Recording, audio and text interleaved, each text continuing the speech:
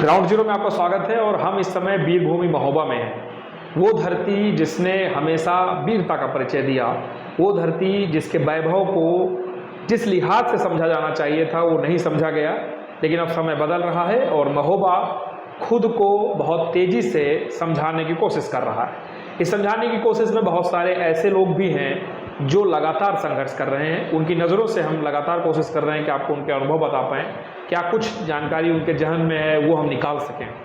मेरे साथ महोबा के वरिष्ठ पत्रकार हैं अमित जी।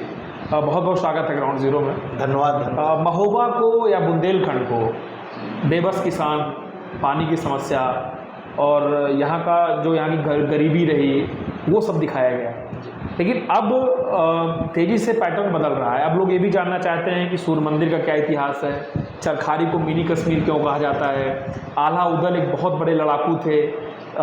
ये सारी चीज़ें जब निकल के आती हैं तो आपके जहन में क्या यादें हैं? देखिए, अगर महोबा की बात की जाए तो समय बदला, राजाओं के समय से अगर देखा जाए तो एक अलग इतिहास है।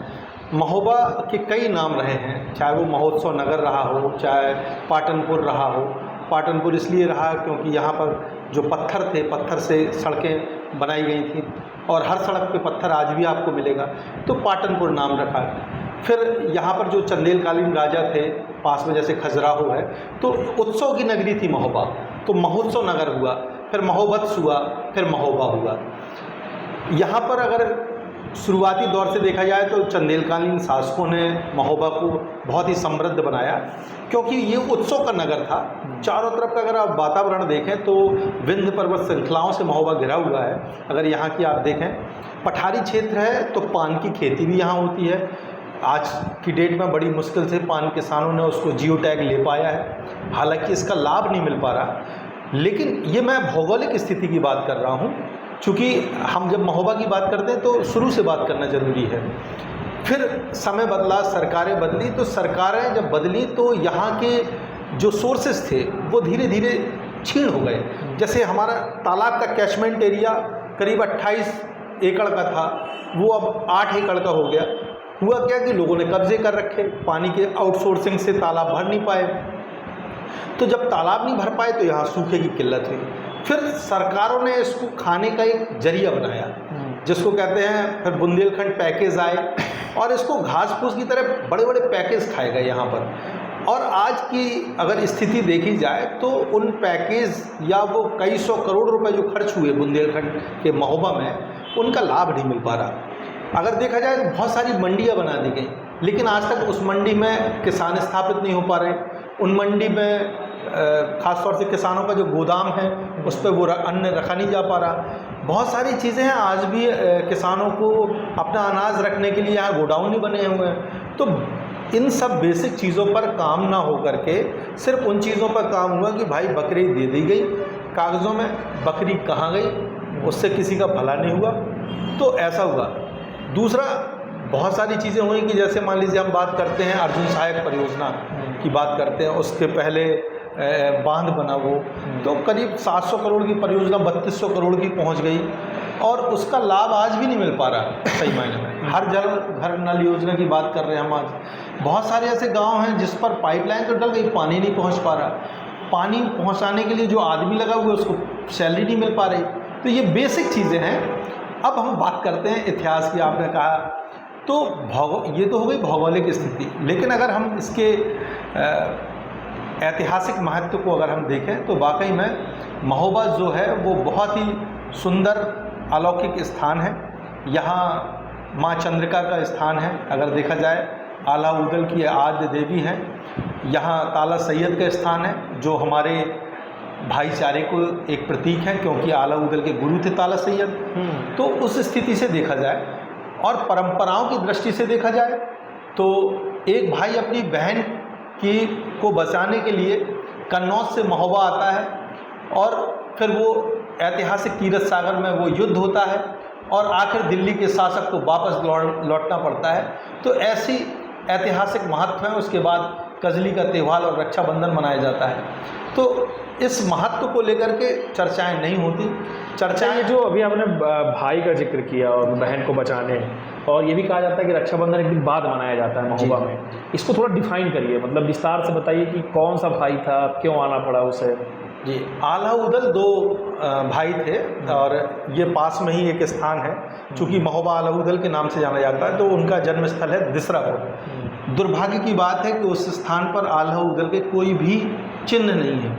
प्रयास किया गया तमाम पत्रकार साथियों के द्वारा, तमाम राजनेताओं से कहा गया कि उस स्थान पर एक छोटी सी कुटी टाइप के बना दी जाए ताकि आने वाले समय में हमारी जनरेशन जान सके। अगर महोबा में आल्हा चौक और उदल चौक चौराहे नहीं होते तो शायद हमारी आने वाली जो पीढ़ी है या हम लोग हैं या हमारे जो बच्चे हैं वो ये नहीं जान पाते कि आल्हा थे क्या, उदल थे क्या, कौन सी सवारी थी। आल्हा का जो शस्त्र है वो भाला है, उदल का जो है वो तलवार है, तो ये जान ही नहीं पाते। तो जो अधिकारी कर गए आज से 20 साल पहले, वो आज की जनरेशन सिर्फ ये जानती है। अगर देखा जाए तो कहीं भी कोई भी ऐसे उनके आल्हा उदल के चिन्ह नहीं मिल पा रहे हैं, वो धीरे धीरे क्षतिग्रस्त हो रहे हैं, उनको संरक्षित करने का काम नहीं किया जा रहा है। बात करते हैं, जो आपने प्रश्न किया कि आल्हा उदल कौन थे, तो दक्षराज और बक्षराज उनके पिता थे और वो महाराजा छत्रसाल के सेनापति थे, उनके पुत्र थे। तो निश्चित तौर पर राजा के सेनापति के पुत्र भी एक सेना के अच्छे सेनापति ही थे देखा जाए, और अच्छे योद्धा थे। तो इतने योद्धा थे कि उन्होंने, उनकी कहा मतलब जो इतिहासकारों का मानना है कि 52 लड़ाइयाँ उन्होंने लड़ी हैं और वो जीती। और ख़ास तौर से आल्हा के बारे में कहा जाता है कि वो आज भी अमर है। माँ शारदा के यहाँ आज भी जो फूल चढ़ाए जाते हैं, सुबह मिलते हैं पहले दर्शन पर, वो आल्हा के द्वारा ही मिलते हैं। वहाँ उनका अखाड़ा भी बना हुआ है। तो ऐसी बहुत सारी मान्यताएं हैं। आल्हा उदल और उनके 5 भाइयों को पांडव की संज्ञा भी दी गई। एक इतिहास ये भी है कि आल्हा उदल जो थे वो भीम, अर्जुन, युधिष्ठिर, नकुल और सहदेव इस तरीके से थे। तो ऐसे ही आल्हा उदल, ब्रह्मा, इंदल और एक भाई और हैं, ऐसे 5 भाई थे। तो जब यहाँ पर पृथ्वीराज चौहान ने आक्रमण किया तो चंद्राबल नाम की जो उनकी बहन थी, मुँह बोली बहन, तो उसका अपहरण किया ताकि अपने पुत्र के साथ उसका विवाह करा सके और यहाँ के राज्य को जीता जा सके। चूँकि पृथ्वीराज चौहान अपना राज्य बढ़ाना चाहते थे, तो उनके बीच में घनघोर युद्ध होता है और बताया जाता है कि उनके गुरु ने उस दौरान आल्हा से कहा कि ये जो पृथ्वीराज चौहान है ये चक्रवर्ती सम्राट हैं और इनका वध नहीं करना है।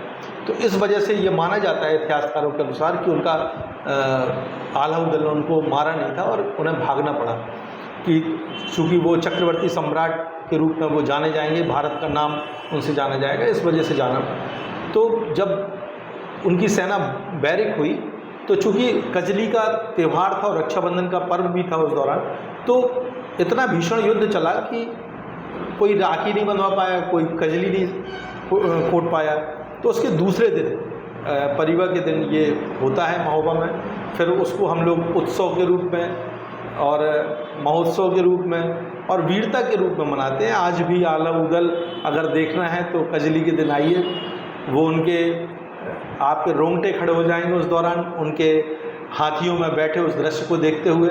आज भी चंद्राबल का डोला, जिसकी सुरक्षा जो है पुलिस करती भी है, हालांकि सरकारें हैं, लेकिन मतलब एक महत्व के रूप पे उसको जानने के लिए सैनिकों को लगाया जाता है, पुलिसकर्मियों को लगाया जाता है। तो ये बहुत खूबसूरत इतिहास है जो हमारे बच्चों तक जाना चाहिए, आने वाली जनरेशन में जाना चाहिए।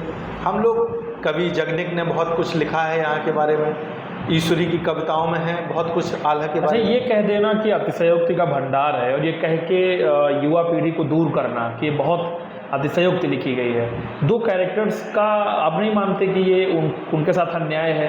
आम जनमानस या आगे की पीढ़ी या पूरा भारत नहीं जान पा रहा, ना कोई फिल्म बन रही, ना कोई किताब आ रही इन दोनों कैरेक्टर्स पे। ये कह दिया जाता है एक लाइन पे कि अतिशयोक्ति है आल्हा खंड। नहीं, देखिए ये तो अपना अपना नज़रिया है। बहुत सारे एपिसोड्स आए हैं, दूरदर्शन में भी उसका कार्यक्रम आया है आल्हा को लेकर के, कई फिल्में भी बनी हैं।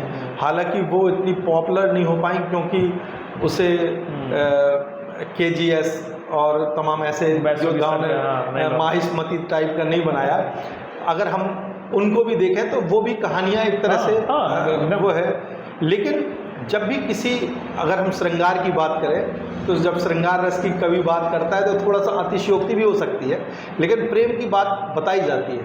ऐसे जब वीरता की बात आती है, जब आल्हा को आप सुनेंगे कभी, तो आल्हा हम कहते हैं कि किसी में साहस न हो किसी व्यक्ति में, और जब वो आल्हा की धुन सुनता है और उसके बोल सुनता है तो उसमें एक लाइन थी, बहुत बड़ा अच्छी लाइन थी, लोग कहते हैं कि बाप का बैरी। हाँ, तो वो चीज़ अभी भी फेमस है कि उसका मांस अगर आप अपने पिता के बैरी को नहीं मार पा रहे जी। तो आपका मांस गिद्ध भी नहीं खाएंगे।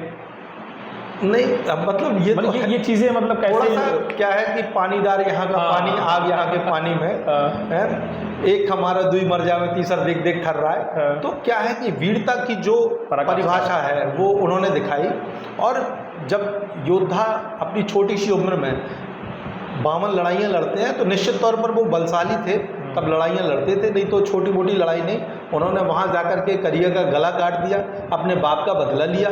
तो बहुत सारी ऐसी चीज़ें हैं कि बाप का बदला जो ना लिया वह के जीवन का धिक्कार। तो मतलब उन्होंने बताया कि चूँकि उनका काम युद्ध लड़ना था, अब आज की डेट में नौकरी पेशा करना नहीं है, ठीक बात है। अब लाइन ऑर्डर दूसरे प्रकार का है, लेकिन उस समय दूसरे प्रकार का लाइन ऑर्डर था कि अपने केवल योद्धा ही होते थे एक तरीके से। सही है। तो वो योद्धा युद्ध लड़ना काम होता था। तो अपने पिता की मौत का बदला लिया उन्होंने और बहुत अच्छी तरीके से वो लड़े। महोबा का आज भी नाम जाना जाता है। बहुत सारे बुंदेलखंड राज्य अगर बनता है तो ये 2 आइकॉन होने चाहिए। मैं समझता हूँ कि बहुत सारे आइकॉन्स हैं। झांसी की रानी लक्ष्मीबाई को हम भुला नहीं सकते, एकदम सही है। उनकी इस इतिहास में अंग्रेज़ों की लड़ाई में बहुत अहम भूमिका है। तो निश्चित तौर पर बुंदेलखंड उनके कण कण का ऋणी है और हम आज़ादी की लड़ाई में उनका ऋण नहीं भूल सकते। आलाउदल अपने आप में एक योद्धा थे, महोबा का नाम उनकी वजह से पहचाना जाता है। हम बहुत सारी जगह गए, मैं खुद अयोध्या गया हूँ, तो वहाँ पर एक चर्चा हो रही थी जिस होटल में मैं रुका था कि बोले यहाँ पर एक दिन आला हो रहा था। तो मतलब इस बात को दिखाया जा सकता है या नहीं दिखाया जा सकता आपके उसमें, तो बोले आला हो रहा था और उसके पिता का कत्ल हुआ था और उसके पास में ही कहीं कार्यक्रम हो रहा था आला का, तो वो व्यक्ति दूर से सुन रहा था उसके माइक की आवाज़ पे, और बोले उस व्यक्ति ने सुनकर वो इतना आक्रोशित हो गया कि अपने पिता के दुश्मन को जाके मारा है उसी रात, जिस दिन पिता का कत्ल हुआ था उसकी उसी दूसरी रात में वो सुन कर गए। तो ये आला आपको जब युद्ध होते हैं या आज भी कहीं हमारी सेनाएं युद्ध पे जाती हैं तो एक ओजस्वी मोटिवेशनल स्पीच होती है, गाने गाए जाते हैं ताकि जोश आए, देश प्रेम की भावना आए। तो निश्चित तौर पर जब आला गायक होता है तो निश्चित तौर पर अपने आप रोम रोम खड़ा हो जाता है, भुजाओं में रक्त जो है फड़कने लगता है, तो दुश्मन अपने आप भयभीत होकर भागता है। चलिए बहुत बहुत धन्यवाद आपका, बहुत अच्छा लगा से बात करने के लिए। हमारे साथ अमित जी थे, उन्होंने बेबाकी से बुंदेलखंड के इस महोबा के इतिहास को अपने हृदय से निकाल करके आपके सामने रखा है। ज़रूर सुनिएगा इस वीडियो को और शेयर ज़रूर करिएगा इस वीडियो को ज़्यादा से ज़्यादा। और आलाउदल से जुड़े और भी जो सच्चे रोचक किस्से हैं वो हम पहुँचाने की कोशिश आप तक करेंगे। वीरभूमि महोबा में है, अगर आपके पास भी कोई ऐसी जानकारी है जो आप साझा करना चाहते हैं तो आप हमसे ज़रूर साझा करें। ग्राउंड जीरो के लिए अनुज हनमत की रिपोर्ट। एक मिनट और बोल दें हम। अनुज जी बहुत दूर से महोबा आए हैं, निश्चित तौर पर आप भी धर्मनगरी से हैं, और जब महोबा आए हैं तो मैं समझता हूं कि इस पूरे काम में आपने जो ये वीडियो देख रहे हैं तो निश्चित तौर पर बहुत ही मेहनत की गई है। तो इस वीडियो को ज़रूर देखें, समझें उनकी इस महत्व को। मैं समझता हूं कि जो हमारे कैमरा चला रहे हैं उनकी मेहनत को समझें, और आप तक जो ये वीडियो पहुंच रहा है तो वो महोबा के इतिहास को लेकर के है। हो सकता है कि ये इतिहास थोड़ा सा आपको लगे कि कम संक्षेप पे आप तक पहुंचा है, और विस्तृत जानकारी के लिए आप और भी मैं आग्रह करूंगा कि आप महोबा आएँ। माँ चंद्रिका के भी आप एक बार इतिहास बनाएं और उनके इतिहास को भी आप दर्शकों तक पहुंचाएं। बहुत बहुत धन्यवाद, आप महोबा आए और महोबा की बात अपने ग्राउंड जीरो पर आपने रखी। बहुत बहुत धन्यवाद।